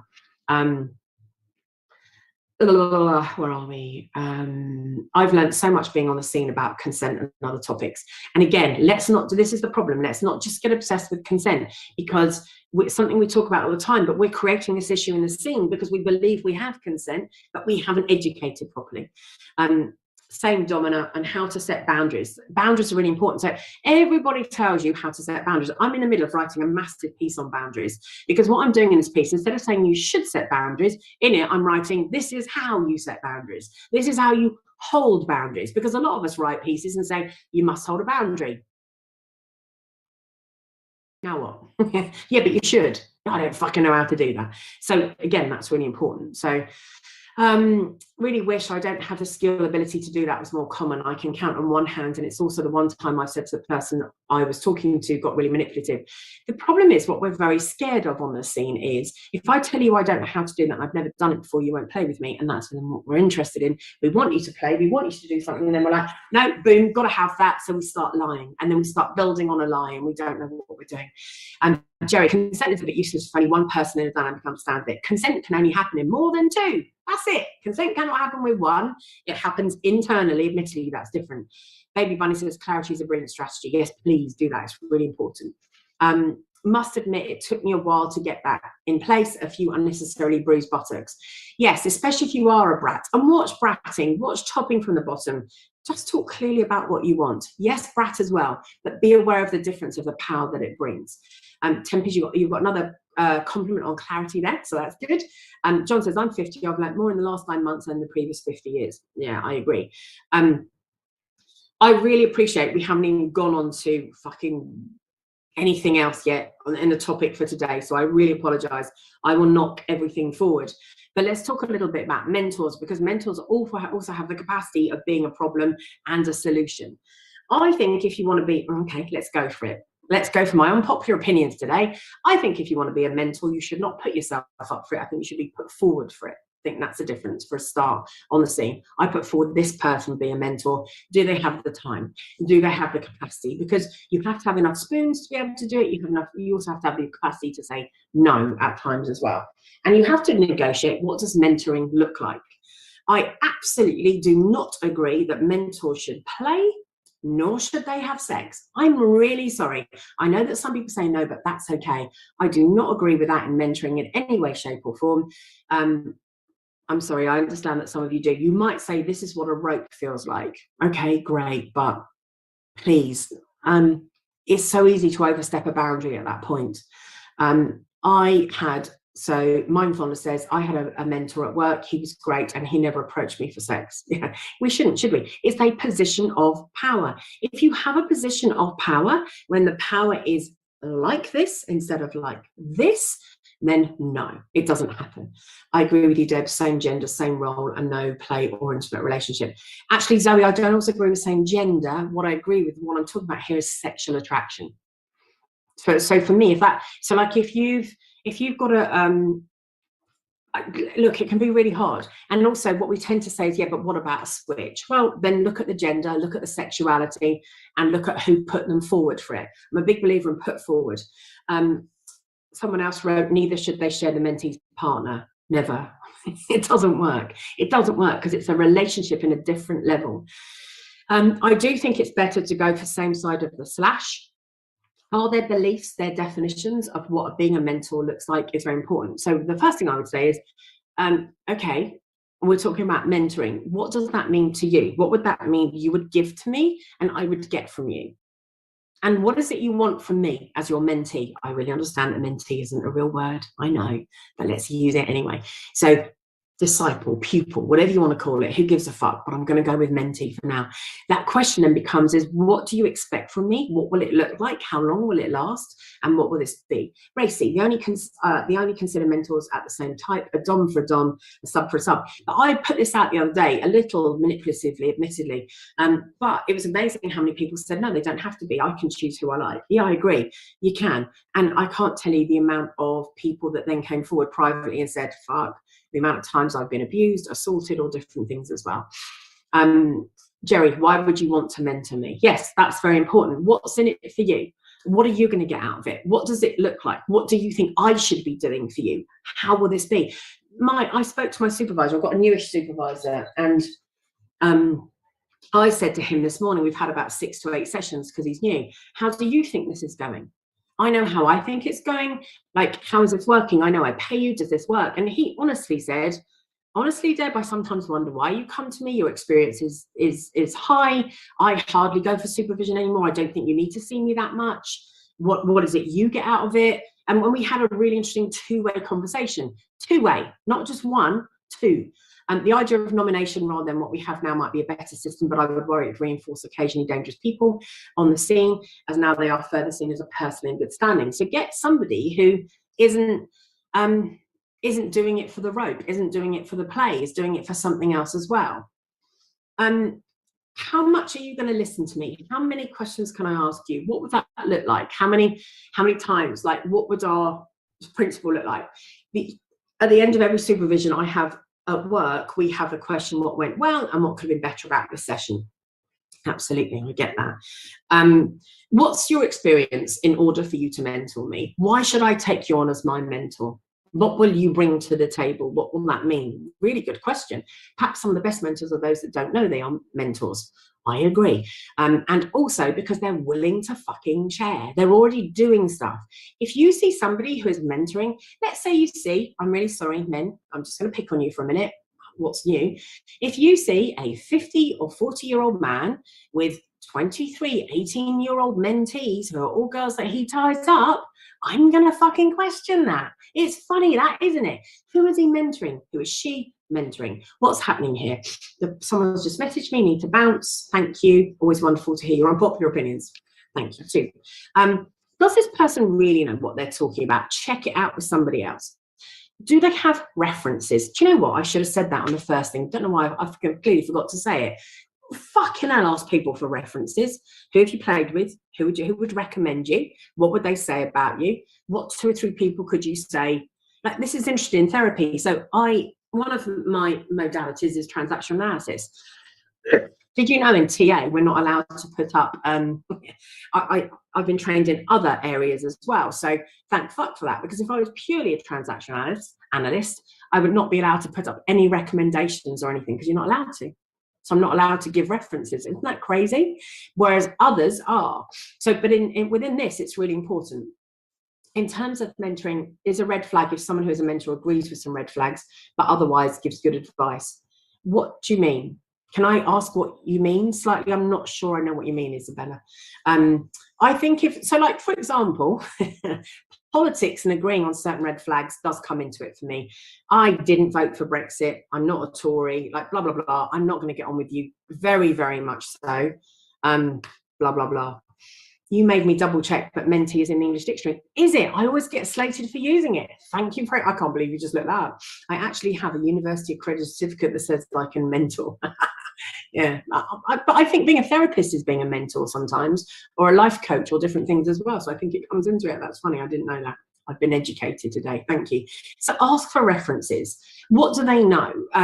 Who could really talk about it? Who can help with that? Do they know what they're talking about? And test what they're talking about with somebody else. So speak to somebody else and say, they said to say this, and they said this, and they said that. What do you think as well? Try and pick somebody that you trust, but of course you don't know a lot of people. So a mentor I know agrees that I broke consent in opening the airway. That is the only red flag for that mentor. They have given amazing advice in the past. Look, you are always going to disagree on something some of the time. If overall you feel that person is good for you, then they are. I guess what I'm going to ask Isabella is, how do you feel about that? And let's go for a fucking question that's all about therapy. How do you feel about that? Is that okay with you? or isn't it? What's the impact on you of that? Because actually everybody else I know who's spoken to you about that has said, yes, you did break consent, but there wasn't consent there. Because when we look at first aid and we look at the law around that, you have to step in. You have an obligation to step in unless that person has a do not resuscitate letter on them physically as a human being. So when people step in and do stuff when it comes to first aid, you can, I know Poppy spoke about it the other day, you can crack ribs, you can open up, you can cause all sorts of issues, and lots of people try and sue and try and do things. Unless you have a DNR written on you, and believe me, my mum had a DNR. She got taken in once and we had to make sure she had it because it's really important. Isabella, a person who's not breathing doesn't have the ability to consent in my eyes. Therefore, to restore the ability to consent, I needed to restore the airway. Correct. So if that is the case, how do you feel about it? Dump the mentor. You're always going to disagree with people, but that person isn't getting something legally or technically correct there, personally. I recently fell into a little bit of ad hoc being mentored. One Dom, who I'd had a casual scene with, had a trainee. With consent, the trainee and I coupled up, both subs. The Dom we knew both supported me via message chats to find my top skills in the new dynamic. Did it work for you, sub? Was it good? Did you learn something? Brilliant. If you did, it's really important.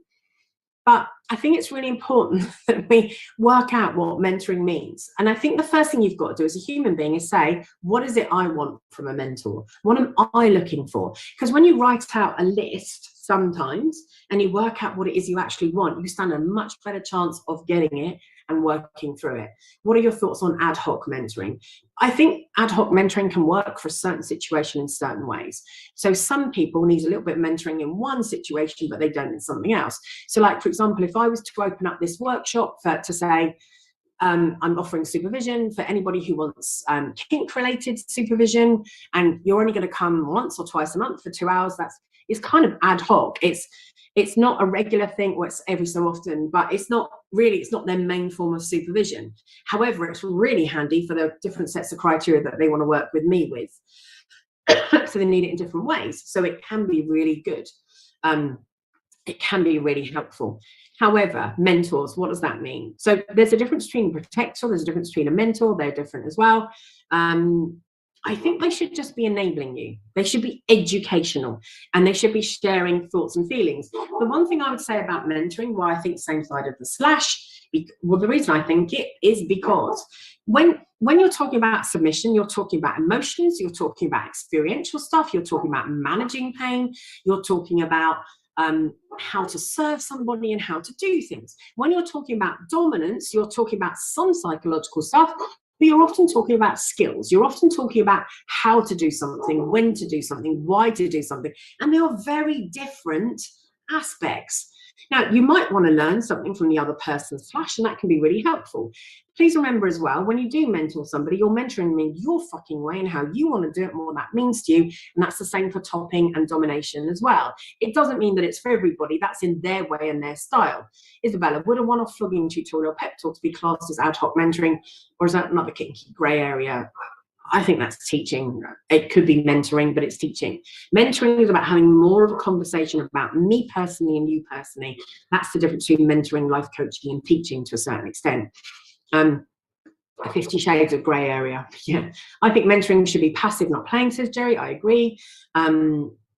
Mindfolder, I think there's a widespread confusion between mentoring and training, whatever that is. Yes and no. I think it's very different. I think training is when you come to me as my submissive and I train you in what I want. And that may include sex, that may include play, and it may include many things, but I'm training you as to what I want.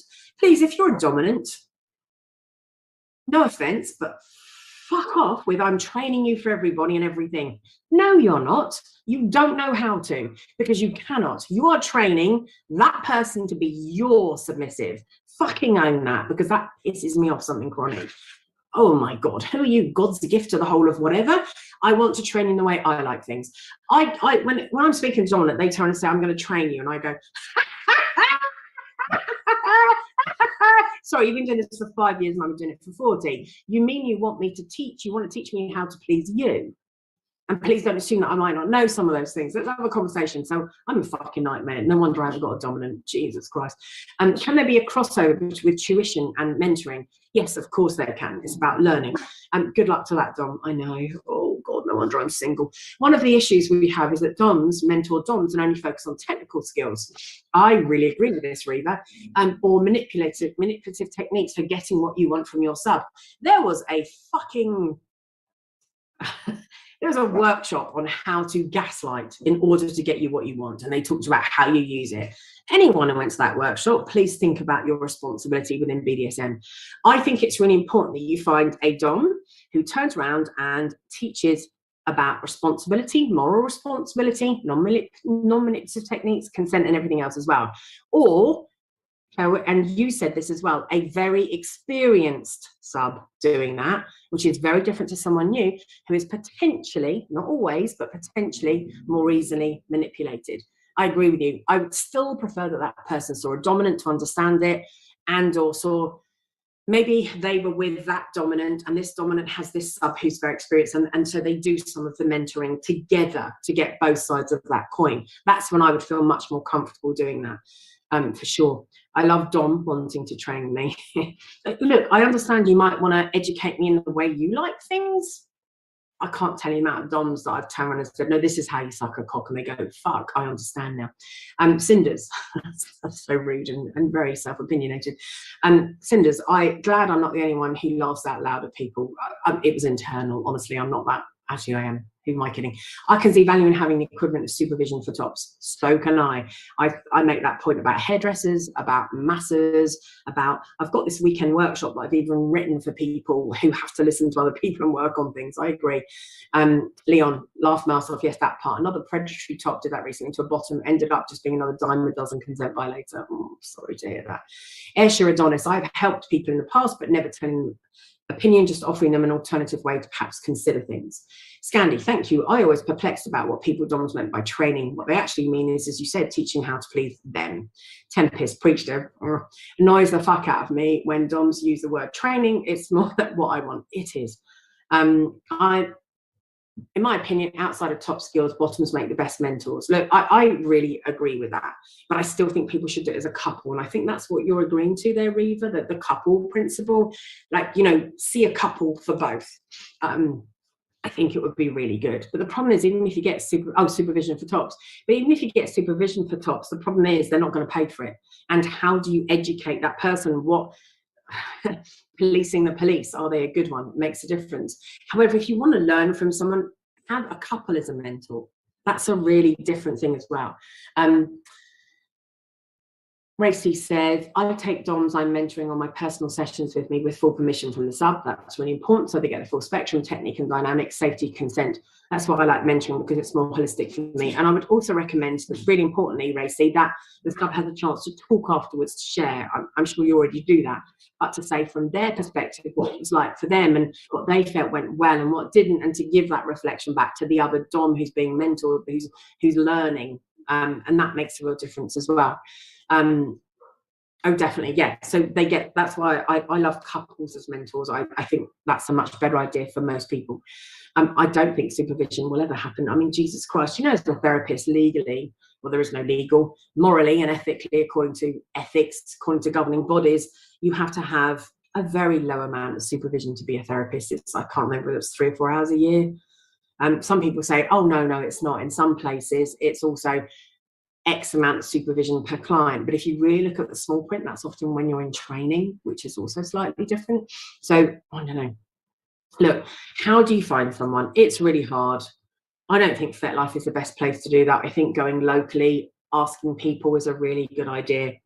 But you've got to remember that a mentor will do that out of the goodness of their heart. They're doing it for free. And some people will be doing it as a way to manipulate, as a way to abuse, as a way to gain power as well. And there are lots of fakes out there. If they ask for sex, for play, for pictures or anything, I really don't think they're doing their job as a mentor or as a protector.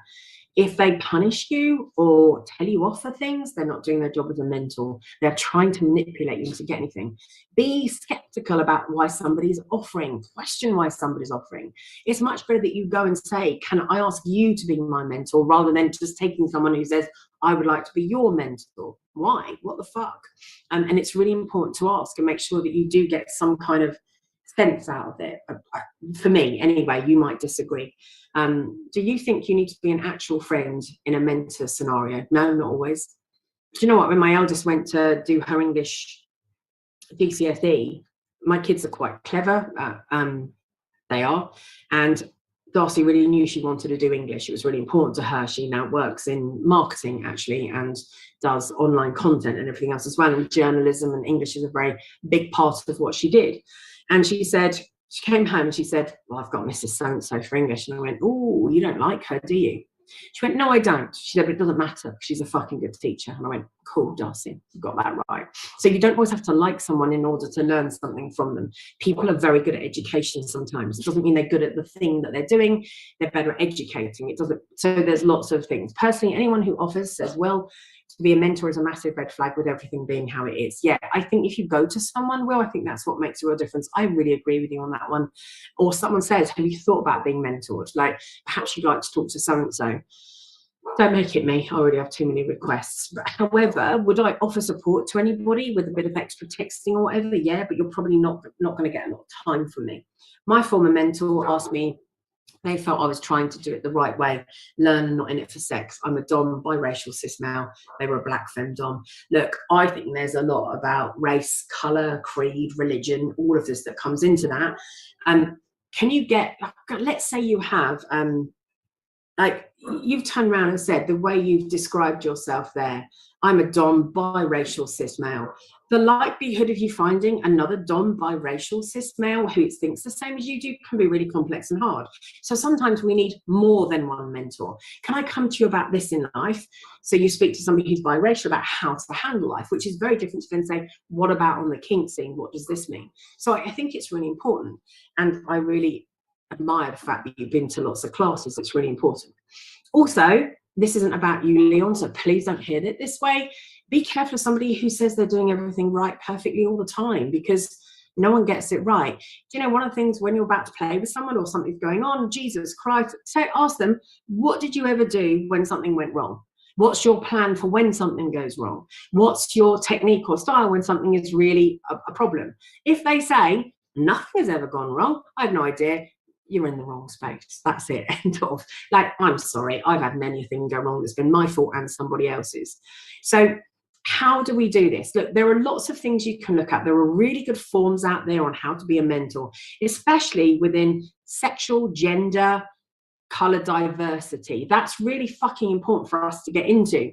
And there's a lot of research that looks at actually youngsters, 15 to 18-year-olds around mentoring. There's a lot of research. Whereas it used to say it doesn't really matter who mentors you. When we start to get into more diverse aspects of human beings and more niche aspects of human beings. So if we've got, let's say we've got a 15-year-old non-binary, not sure about what sex they are, human being, they will be much better mentored by somebody who is non-binary and is maybe queer. And there's lots and lots and lots of research that now backs that up around that 15 to 17-year age group. And so what's the different about an adult, really? It's not that different. So for me, the thing really here is to be non-sexual, non-play, non-punishment, no photos, nothing sexual whatsoever. So a mentor is listening to your needs, guiding somebody, helping somebody, you talking about things. That person sounds familiar, says Daisy. Yeah, no, it wasn't personal, I promise. Zoe, you can't have a gay person mentored by someone who is homophobic. Oh, fucking hell, I hope not. So sometimes mentoring will be about listening to venting. It's like somebody you really like. Therapy can be sometimes. However, every so often if someone's venting at me, I will turn around and say, are you getting what you want out of this relationship? I realize you're venting quite a lot. You can do that to anybody. What input do you want to put into this about where you're going and the changes you want to make as well? It could be that the mentor sets tasks like, I'd like you to read Polyfidelity, or I'd like you to read X, Y, and Z, or I'd like you to watch this YouTube video, and then like make sure that the person does. So that's important as well. So it's And how long is this going to go on for? Leon, she didn't do everything right, but at least we have a similar moral and ethical core. We called out racism, gatekeeping, consent violations, those in power being predators. She's since left the community, even as an educator. I'm still trying, even at the cost of my social capital, but I don't need the education available at the local venues, and it doesn't affect me as it would be for others speaking out. Rant. I think we all have something to offer. I think it's really important that we offer it. I think we need to step up and talk when we need to, and we need to step out. And I talk about this so much. I see it on FetLife. If I'm writing something and I'm writing something decent and okay, when someone starts attacking me, do you know how many people defend me? Anyone know how many people will step up and defend me? Nearly 14,000 followers. It's not a lot compared to the people who've got sexual pictures. They're on like 100,000. How many people defend me or step up for me or say anything on my behalf? This many on average. This many. So when someone attacks me or says something, no one steps up or says anything. I'm a really big believer in community voicing. Why aren't we stepping up and saying, don't say that to that person? Don't do that. Why aren't we stepping in more? We need to change our position. Because if we change our position online, we'll also start to change it everywhere else as well. We need to start stepping up and saying things, but we're all too safe in our bubbles and it all feels a bit fucking ever. Well, yeah, it does depend if I agree with you, but if I'm writing something scientific and factual, there's no fucking disagreement. If you look at what I write, I state whether it's an opinion or not. Mainly it isn't. And defending can seem like white knighting. Oh, I was going to talk about white knighting. Please be careful of white knights. If somebody, and feminists, right? Let me clarify that. When you have somebody claiming to be a very trustworthy person because they're a white knight or because they're a feminist, can I ask you what you mean by your feminism and by your white knighting? What do you mean? Well, I believe women should have this, and I believe like, oh, blah, blah, blah, blah, blah, should have this, and everyone should do this. Right, so you're using your fight for feminism to actually get with women? To the cat walk on the keyboard, probably. So please be careful. Please be careful about those that say, oh no, I'm so for women. Honestly, you should see, I fight for everything. Have you? Where? What did you do? Well, you know, I believe in the rights. Fantastic. For me, feminism is about action. What have you done? What do you do? What do you fight for? Where are you? A lot of people will try and tell you what an activist they are, how brilliant they are, and everything else as well. So, and actually, they're not always. So please be careful. That part, my thoughts are the message shouldn't be more important than the messenger when it's objective information.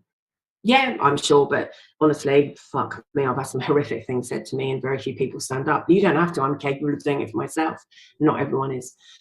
Isabella, I feel very called out right now. All the red flags were there and I didn't see them.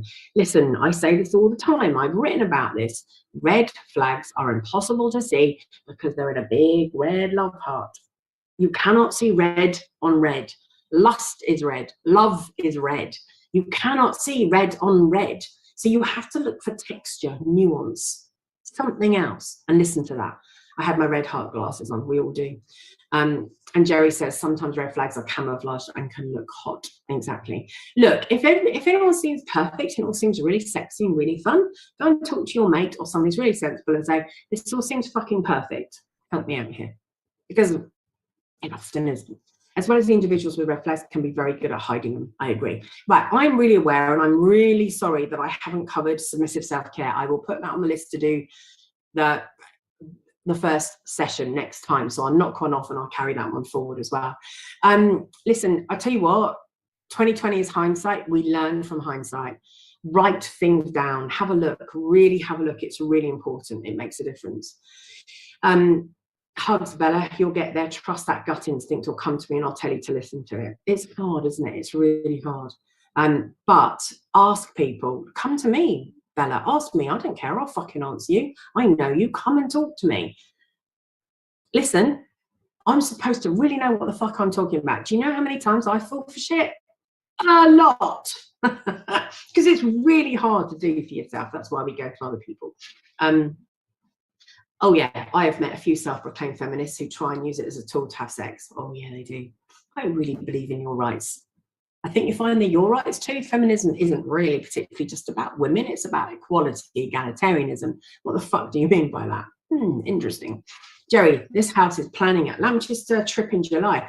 Ooh, or if you're going, can I go? What's happening in July? I wonder if I'm away. July. I'm just looking at my diary and doing something utterly personal now. I really get everyone else wants to go home. Please feel free to go. May, June, July. Will that be the 30th? You can even have a lift in the van if you wanted. Well, you know me, Miss Independent. Is that the 30th and the 31st of July? I'll see if I can get a dog sitter and I'll come too, because then we'll all be there. Right, so I'll come up to Manchester. Miss Sapiens with an excellent chat. Thank you. Oh, thank you very much. Right, so you aren't alone. He said, no one's alone. Brilliant as always. Thank you, Debs. Thank you, Debs. Ivory, I hope you'll visit Brighton before July. Got to go, Debs. I go to Debs. I get told what for you do. Thanks, Deb. Insanely good as always. Oh, thank you. July, you say, Ivory. Karis, it's coming to you now. Love this class. First one, very validating. Thank you, Leon. I really appreciate that. Next week, I can't fucking remember what the fuck we're talking about, but I've got a rough idea. Let me have a quick look. So just go to home on FetLife. I'm now reading something else. I'm very bad at this. Right, so next week, what we'll do is we'll knock one off to go to the week after. So next week, what we'll talk about is navigating submission and self-care. We will then do chastity, all genders, locked and castration fantasies, and we'll do sleep hygiene. And then the week after, we'll start with ANR, ABF, adult nursing relationships. Is there anything anyone else wants? What else would you like me to cover? Write to me, tell me, we'll cover it. It doesn't matter whether it's mental health, communication, polyamory, kink, it doesn't matter. We'll cover it all. Whatever you want covered, we cover. So that's what we'll be doing in order. Where are your certificates? How do we know we can trust you, Deb? I'll put them up online if you want. You can't, you don't know. You don't know if you can trust me at all. Really good stuff. Thanks, Debs and others. Thank you for what you do. You're really welcome. Karis, you know, I'd love to see you there. Yes, July Spa. Derry, can we all fit in your new house? Tempest, excellent workshop as usual. Love you in a very platonic way. Loved back. Red flags are sometimes easier to spot through the rear window. They are. I mean, even arseholes are red, aren't they? I mean, especially if they're well used. July, eh? Well, that'll be it. It'll be the 24th of July. Is it? Is it the second to last weekend?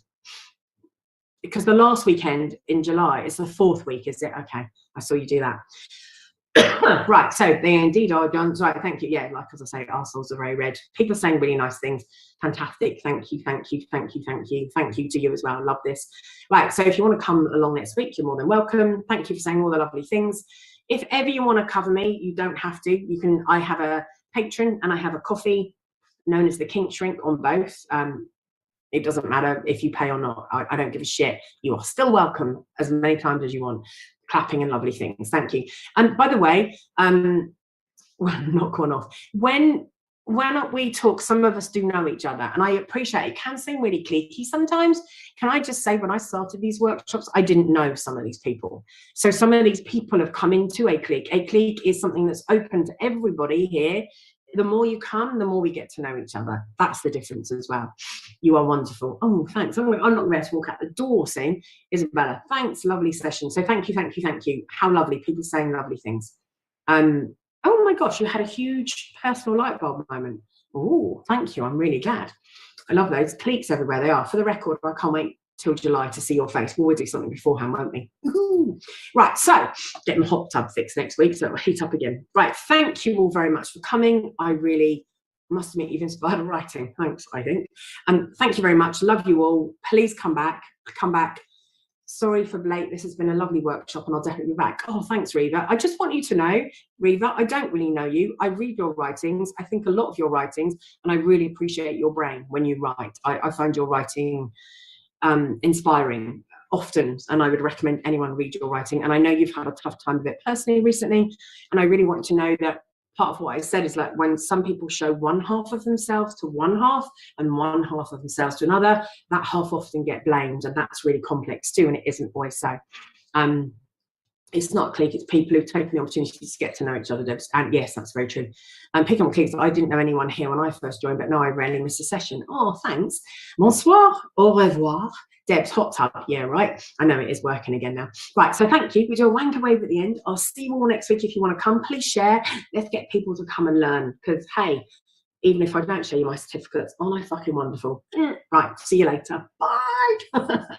Bye. Certificates show us the tits. Oh no, wait, that's inappropriate. I know him personally, okay? That makes it different. It doesn't really, does it? See you later. Bye.